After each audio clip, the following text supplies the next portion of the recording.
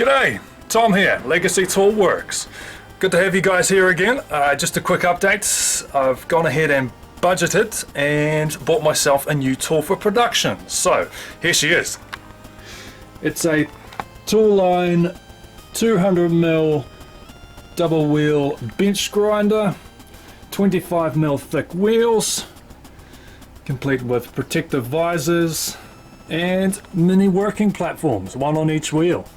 We've got a extra coarse grit here and a medium to coarse grit there. Just your basic model, guys. It's only what I need that I get. So hopefully this will speed up production time and even out the grinds and bevels. So I'm looking forward to getting her working for me, and in the meantime I shall see you guys in the next episode. So thanks for joining me today. I'll see you guys then. Ciao for now.